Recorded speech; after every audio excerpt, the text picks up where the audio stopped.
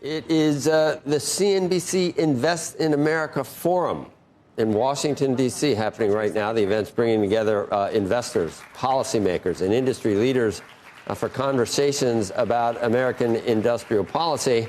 And Treasury Secretary Scott Bessent is about to speak to our Sarah Eisen. Here it comes right now. Let's listen in.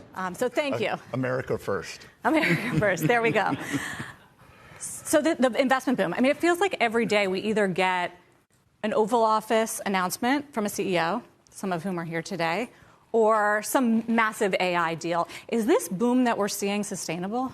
Sure. I think we're just seeing the beginning of it. And if we go back, Sarah, I think because there was so much pent-up demand. I think the entire Biden 4 years saw $1 trillion of foreign direct investment. Maybe it was $250 billion last year. So a couple of things. There's pent-up demand, but then President Trump has unleashed this this boom with his policies.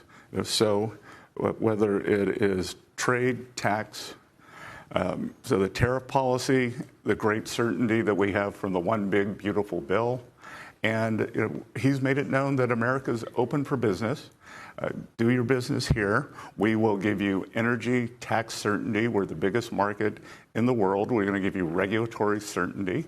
One thing, everyone asks me, what was one of your biggest surprises coming into government? And we lost the ability to make things in the United States. And a lot of it was through regulation, permitting to get a factory built. God forbid if you tried to cross state lines on a pipeline, in terms of drilling. So President Trump has really been all in and unleashed that. Now, on the other side, the only thing slowing us down here is this government shutdown. The government is standing in the way. We've tried to get it out of the way. And, I think that this is the Democrats have not been able to shut President Trump down in the courts. They go straight to the courts to fight the policies. They lose in the Supreme Court. They've tried to shut him down, not with you all, but the media creates these narratives. And then now they're just going to shut down the government, fold their arms, and not get anything done. And as we can see here, it's the private sector that's going to get it done. We need to get the government out of the way. We need to get it reopened. And, I'm calling on moderate Democrats to come across the aisle, reopen the government, and you'll be a hero. You'll be a hero. I mean, is that how this ends? We're on day 15, and it doesn't look like there's any sign of a deal. Well, there's a thought out there that they're at least waiting to this crazy No Kings rally this weekend, which is going to be the farthest left, the hardest core, the most unhinged in the Democratic Party, which is, a big title. And, no kings equal no paychecks. We are paying our military today. The Pentagon went into surplus funds and will be able to make the paychecks. And, I think the other problem now is, the mainstream media. If this were Republicans who'd shut down the government, there would have been screaming, there would have been examples of things going wrong. But because it's the Democrats, they're complicit.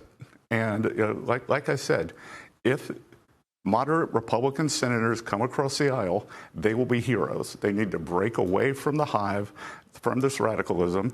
Chuck Schumer and Hakeem Jeffries, they call them two guys from Brooklyn who are completely detached from America. We are hostage to Senator Schumer's poll numbers. He did the right thing. President Trump congratulated him in the spring when he passed a clean CR. And what's changed between now and then? His poll numbers. He has collapsed in the polls. And now it looks like Representative Jeffries is going to be primaried from the left. And I didn't think there was any room over there.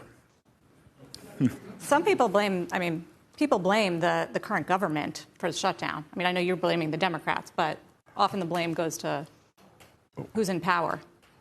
How's that? Mike Johnson passed a clean CR. 3 Democratic senators have come over. The leader Thune has a vote every day, and they want to negotiate. We're saying reopen the government, negotiate. Is it hurting the economy? I've seen numbers that are starting to hurt the economy, maybe up to $15 billion a day. Do you expect it to have a material impact on the labor market? Could. I think it's having an impact on confidence. We saw a drop in small business confidence, which had been very strong.